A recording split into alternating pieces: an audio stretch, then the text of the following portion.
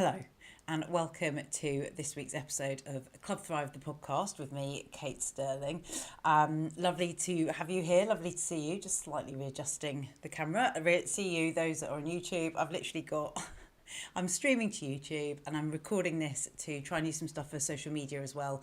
And I'm also kind of quietly talking because Sienna's asleep and I want to make sure I record this before she wakes up. But hopefully you can hear. I think it should be fine, and fingers crossed. But thank you so much for being here, for listening, for all your likes and your shares and your reviews. It really, the follows, not the likes, the follows, it really makes a difference. It helps other people to know that this podcast is here. It helps other people to get to know how to improve their life, how to build confidence, how to build self-belief, and it kind of builds that collective energy, which in these earlier days, actually it's not that early anymore. I've been running Club Thrive for about 6 months now, but you know, in terms of a business perspective, it's kind of still very early days, even though this interesting dichotomy of I've been a coach in fitness and nutrition and mindset and whatever for like 22 years, Club Thrive as a concept is quite new. And so I do really appreciate the follows. I do really appreciate the messages and the reviews of how you're finding it as well, because you know what it's like when you work by yourself. You're kind of in your own echo chamber. So I'm working obviously with clients, and I work a lot with one-to-ones, and looking now at introducing more group kind of programs, because the big thing for me has always been about making what I do as accessible as possible, which is why I do the podcast. Because I know what it's like when you also, you know, are trying to find out the best ways to look after yourself, the best ways to improve your life, the best ways to, you know, overcome the shit that you have to overcome, pardon my French, because life can be super hard. And I think the thing I'm really passionate about is kind of acknowledging that and saying, okay, well, how can we help you feel like you are thriving, even if life has chucked you tons of curveballs and you feel like you're surviving? And this is where, you know, the whole concept of Club Thrive comes from, really, was from a time where I really was in a very dark place after my divorce, where I didn't know what was going on anymore. I was 32, 33, I had to move back in with my parents, and everything kind of imploded. And all of that runs in the background of Club Thrive and why I set it up in the first place, and why I'm so passionate about helping you to realise your worth and your abilities, and to help you build your confidence, because I lost a lot of that after my divorce, and because I'd had an eating disorder as a teenager as well, and I had anorexia. You know, a lot of that stems from it as well, that really harsh inner critic, that really strong inner voice that says, God, you should be doing better than this. And it's something I've been exploring this past week, is kind of, you know, with performance coaching and mindset coaching, it's all about breaking through what we think we're capable of. But how much of that do we hold back from even going to get, because we're so scared of going down a path that we've been down before, that we don't want to go back down. Like, I don't want to go back down a path of an eating disorder. I don't want to go back down the path of depression. And so whenever I feel those kind of those edges, I'm very, very conscious of them, because I know how quickly it can kind of almost become that tunnel vision. And so I share that from a kind of perspective of, I get it and I understand, and I really, you know, I really truly and utterly want you to know that you are you have huge value and you have huge abilities to do incredible things, but in the time when you feel like you can't, it feels hard and it's painful, really, really, really painful.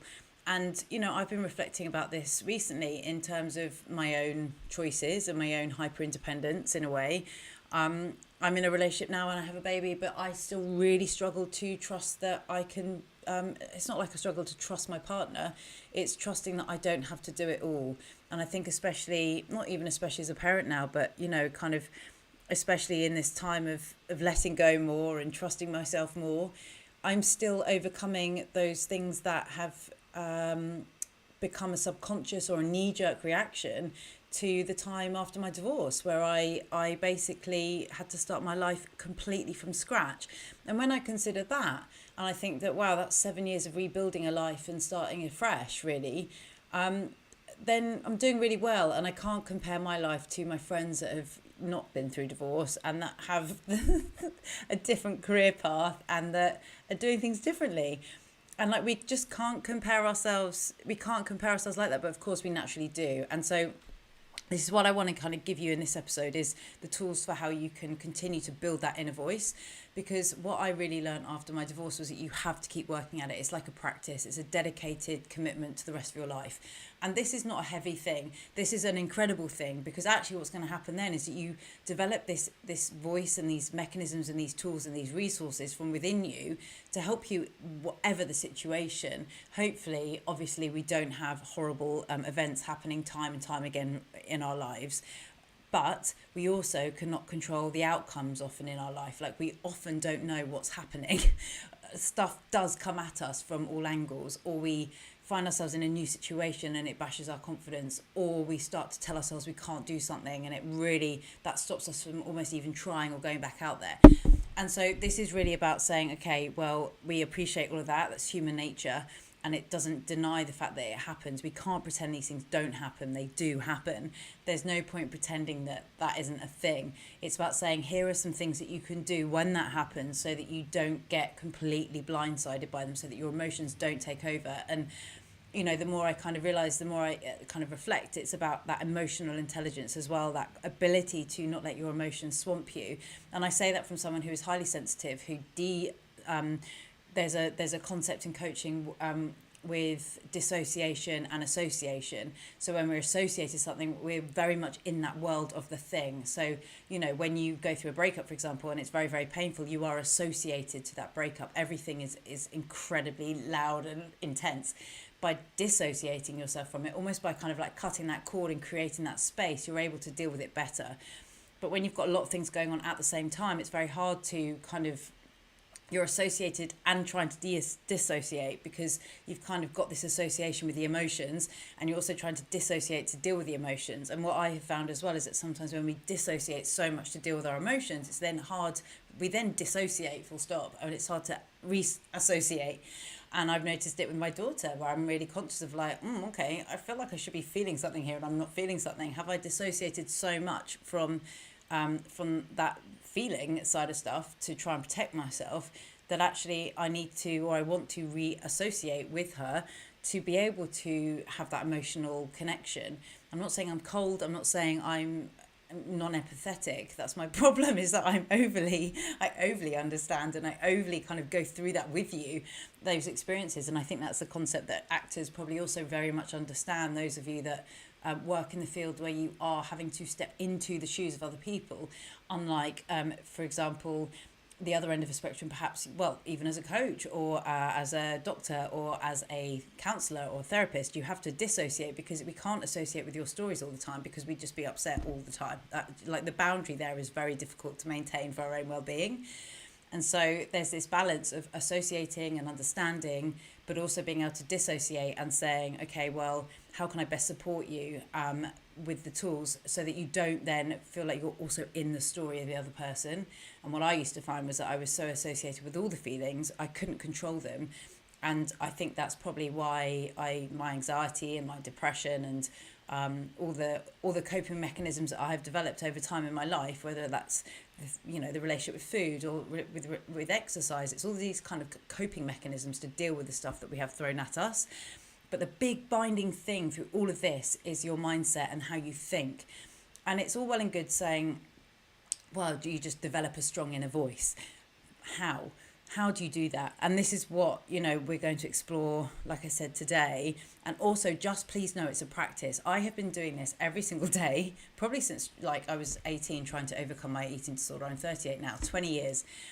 And we hear that sometimes and we think, oh my God, I cannot give 20 years of my life to this. But the thing is that what happens if 20 years go by and you've not put that time in? You're going to be in this place that you are right now, potentially even worse.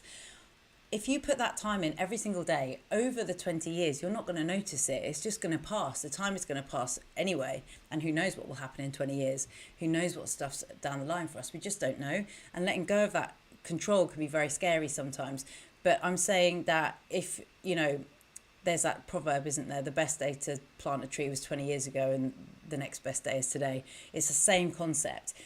It doesn't matter. It doesn't matter about the time that you feel like you've wasted. It doesn't matter about your age. It doesn't matter about your experiences. It doesn't matter if you're 72 or 22.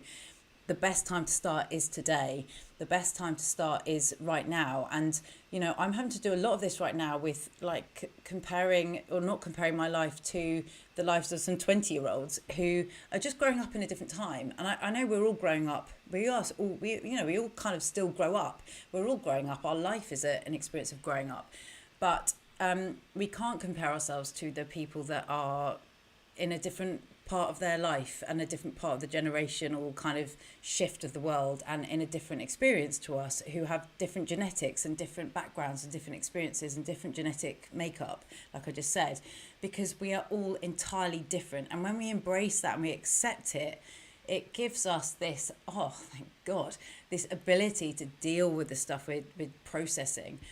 And, I share all this because I am still unpacking it. I am still being conscious of the choices that I make in my late 30s now, as a result of going through a divorce in my early 30s, as a result of having an eating disorder. These are not things that just go away. It's like that concept of grief where, the grief doesn't shrink, we just grow around it. All those things that we've experienced in our life, we carry them with us.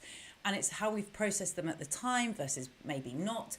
Whether they come up, whether they're triggered in inverted commas, whether they are things that come out of the blue sometimes when you hear a certain song or you eat a certain food or whatever it is. These things are, it's stuff that we carry. And I haven't actually read it, but The Body Holds the Score is a book that talks a lot about this, I believe. And it's something that's on my reading list that, I think for many of us who have had, I think probably all of us in the world have had challenging times. And we don't obviously go around talking about them all the time because we have to keep focused on moving forwards. And so, when you are struggling with that strong inner critic and it is emotionally pinging off everything, it's about coming back to that place of where am I right now? And that concept that I've introduced before of saying stop. Literally say stop. You need to say it to be able to actually create a breaker for you. And whether it is saying something like stop, or whether it is doing something a bit different, whether it's kind of, you have something that you do, you play a song, you go out into, a different environment, you get out your journal, you tell someone about it. But there needs to be a breaker in it. You need to be a circuit breaker in the way that you're thinking to be able to say, right, this is not what I want to think right now, and I need to change this. And, often it comes up, I think, when someone says something to us and we hear it differently. And I was talking to a client about this today and a friend, where we hear something or someone says something to us, and actually what we interpret it as is something completely different to what they're saying. So someone might say, I need you to hurry up and do this work in 10 minutes. What you hear, or what I might hear, is, oh my God, I'm not working fast enough. I'm terrible at my job. I'm going to lose my job. This means my whole life is going to implode. And we spiral very quickly with those anxious thoughts. And it's about being able to rationalise and say, bloody hell, they're being a bit impatient. They told me that I had 4 days to do it, and now they're telling me I've got 10 minutes. Or it's about saying, okay, well, I've got a lot on my plate here because they keep piling on work, and perhaps, okay, I'm a big fan of taking accountability now. Didn't used to like that very much, but actually now we have to take about accountability, and it's an amazing thing. It's not a bad thing. Being able to say, right, okay, well, how can I actually either learn how to time manage better? How can I manage my boundaries better so that the words that people say to me aren't impacting me as painfully, or I'm not taking that on board so quickly with that automatic reaction? What circuit breaker can I introduce here? How can I take accountability to look after myself? And it's very tricky as well when you don't have that self-worth for yourself, which is why building up your self-esteem, looking after yourself where you can, with movement, exercise, whatever you want to see it as, nutrition, your relationship with food, not about losing weight or gaining weight. It's about that relationship with yourself, that relationship with food, that relationship with the people around you. How can you keep tweaking and how can you keep improving it to help you be in the best place possible to go out there and do the best work, and to go out there and have the most fulfilling personal life and intimate life that you might want to have with someone. So, this was something that I really struggled with during my divorce, was that, and I think this probably happens a lot, I'm sure I've done it, where you say something to try and help someone feel better, and actually it's not what they need to hear. And as the person that's receiving that message or whatever, we don't hear what we need to hear, so we think, God, they don't understand us. So I think, for example, someone had said to me once, oh, don't worry, 10 years down the line, we'll all be getting a divorce. Or, oh, we've all got boring husbands or whatever. And at the time, it wasn't necessarily even about the marriage. It was about the fact I was a mess and I didn't know where I existed anymore. And so all I heard was, well, your feelings basically are too big for what you're going through. Don't be so dramatic. Don't be so over the top. This is like really not a big deal. Whereas to me, I was like, my world has just imploded. I don't know who the fuck I am anymore. I don't know how I'm going to have a life anymore. Who am I going to have a baby with? What am I going to do? I'm 32. I'm having to move back with my parents. I don't own a house. I don't own a flat. It's all in my ex's name. I don't have a consistent income. I've just come out of doing an MA. What the hell am I going to do? And basically, it's so tricky, isn't it? Because like in that situation, my friends or whoever meant well, and I'm not slating them at all. I'm using that as an example because I will have definitely done that where I'm like, oh God, someone's going through a really tough time. What can I say to really help them here from their perspective? And I'll say something and then I'll be like, oh, that was such a bad thing to say. We do it. It's human. And so by also not giving ourselves a hard time for these moments as well, it's kind of building up that compassion for ourselves to build that inner voice that can then help us out rather than shout at us when things don't go to plan. And I genuinely am not slating anyone. If you're listening to this and you were there at that time in my life, I'm very, very grateful that you're still here now. And it's not a matter of it being right or wrong. It's just a matter of how we interpret things. And there's also then this agility that we can create as individuals when we hear words to say, I don't think that's what they meant. I think they're also stressed. You can put yourselves into their shoes to understand their perspective. You can be like, I actually think they're a dick. I'm not going to listen to them because they don't know as much as they think they know. And it's this whole concept of hierarchy as well. When we've got someone that is either above us, in inverted commas, in a job, or has a bigger name than us in the world that we work in, we give them more weight, we give them more value, we give them a bigger size in our life. So when we hear words from them, we take them on like, oh, like, wow, that's a big thing. Rather than if it was someone that like you'd only just met down the road, you'd be like, they don't know anything about me.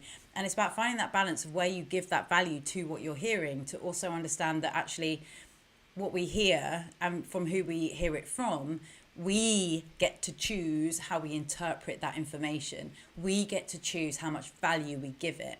And at the beginning of all of this, like, it's a muscle that you learn. You're not just going to be able to do this and it happens straight away. You know, it's like when someone says after an audition, yeah, that was really good. We really loved you, but I'm not quite sure you're right for the part. And we take that in those early days of like, oh my God, I'm terrible. I need to cut my hair. I need to lose 10 pounds. I need to dress differently. I need to go out shopping. When actually that's just not it at all. It's just that we don't fit the part and that's fine.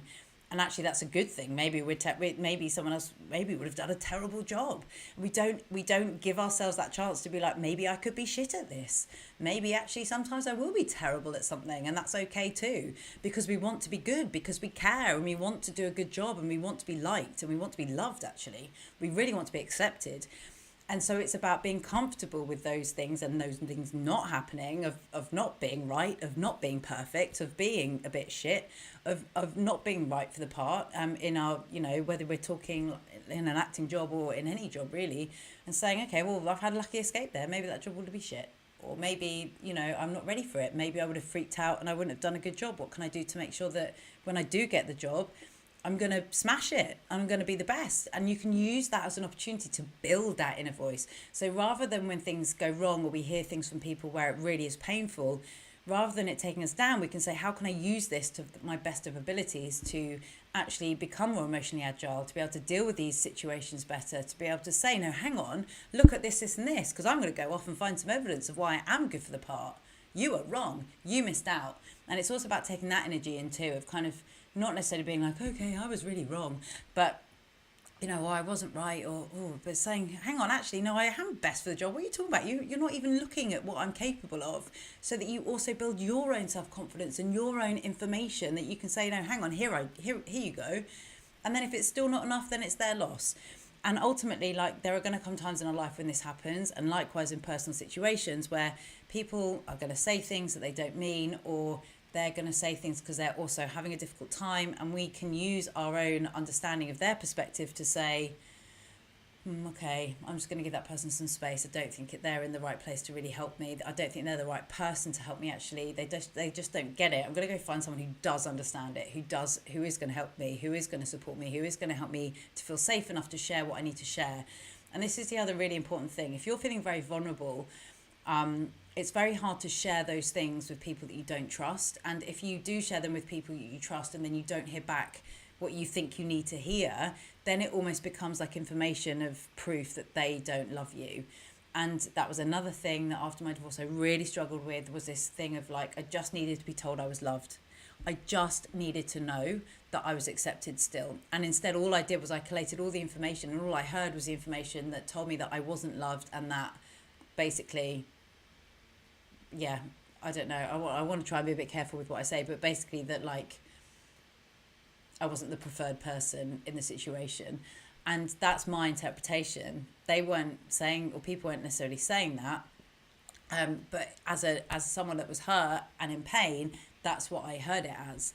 And again, it's not that people are hurtful. It's just that sometimes we hear things, we don't hear the things that we need to hear. And it's up for us to then to create the words that we need to hear from ourselves. And actually, looking back, I'm really grateful that everything happened as it did, because I have been able to develop that strong inner voice as a result. And there are still going to be situations now that I find extremely challenging to be in. There are still situations now where I'm like, okay, I need to prepare myself to go into that room where there's going to be certain people around, or there's going to be certain things said that I need to kind of mentally have heard already in my head to prepare myself. And when it comes down to that low self-belief, and when people are saying things to us and we hear it differently, it's about saying, okay, how much of what I'm hearing is true? How much of what I'm creating in my mind here and in my body is a physical response? Because we feel it physically, don't we? We feel like we feel the emotion, we feel the tension, we feel the need for comfort.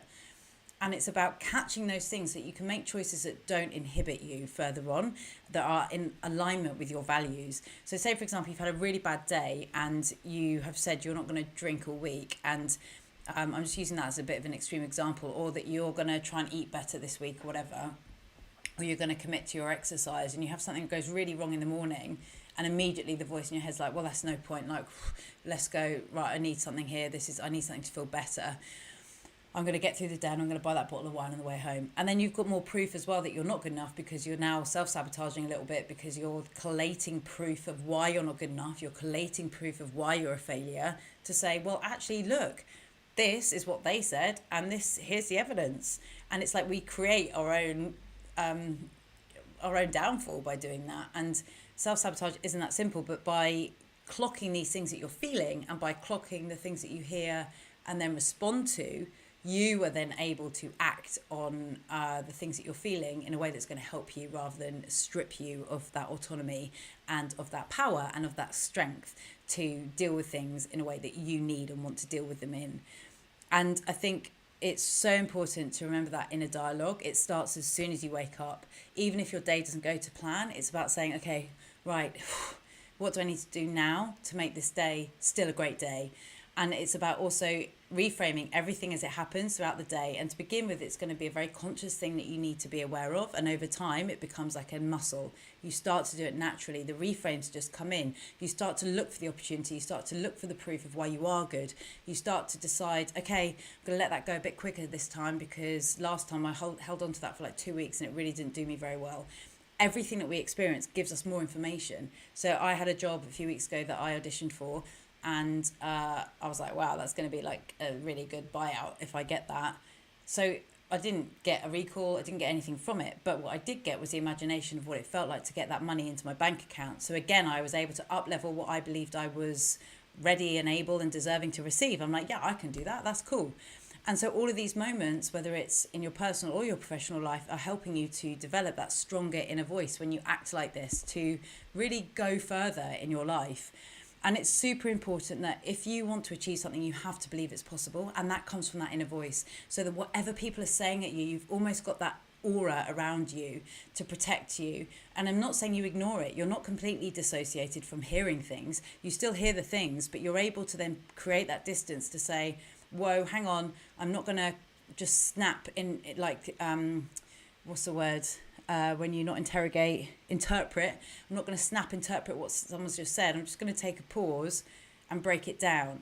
And it does take a bit of time, but by doing that, you dissect it in a way that you're like, okay, did they really mean that I'm rubbish at my job? Or did they just they've got a lot on their plate and they kind of are expecting too much from me? And then it doesn't create as much pressure and stress.